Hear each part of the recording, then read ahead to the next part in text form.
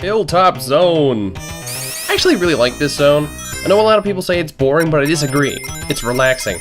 After all that high-stakes fun you had at Casino Night Zone, and after that hectic speed running you did in Chemical Plant Zone, and all that swimming you did in Aquatic Ruin Zone, you were bad, then now you just get a bunch of fun seesaws and trampolines, and I wouldn't have it any other way.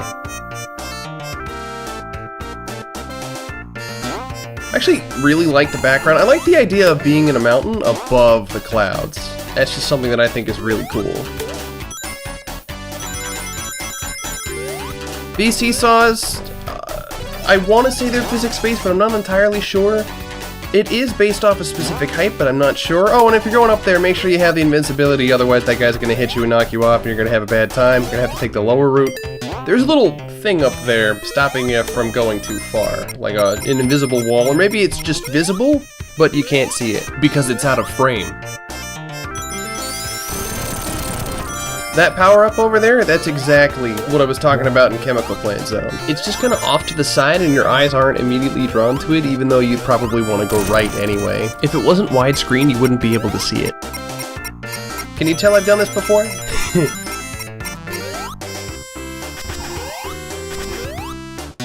You're gonna want to grab this invincibility because of this particular part. I actually really like doing this in particular.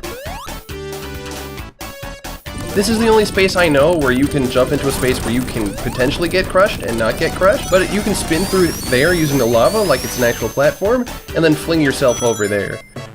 I missed the ring box. I was a little disappointed about that, but that's okay.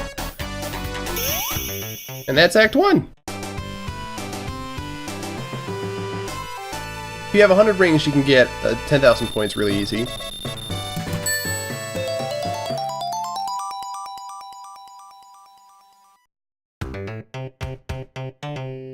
I also like that they included this part in this level. Pretty much. I don't really remember. I don't think you can, but you need to use the spin dash to get up there. Otherwise, you're stuck. Guess you better read your manual, huh? Look at that doofy looking dinosaur.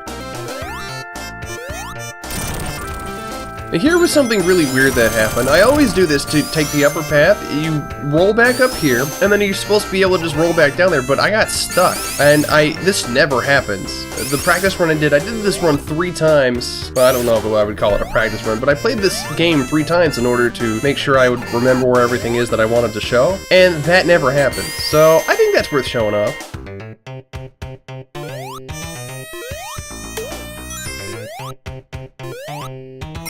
That annoying noise you're hearing is the lift. It makes that noise. I guess that's supposed to signify that the ropes are breaking.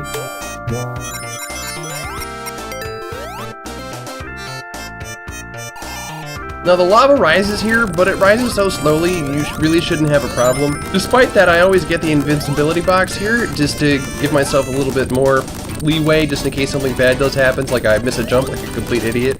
But yeah, no, the lava, I don't even think it reached the screen.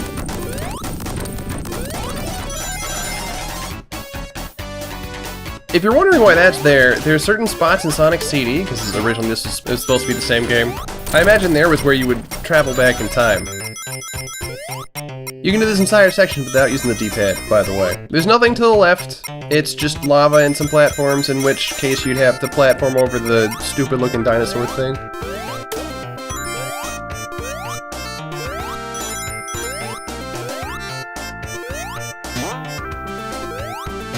Look at that parallax. Sorry, I love it.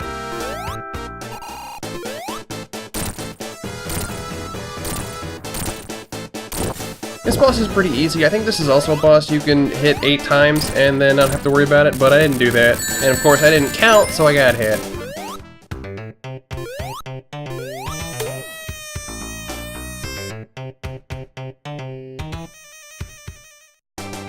I didn't get my continue. Not that it matters too much. This game saves, so continues are kind of worthless.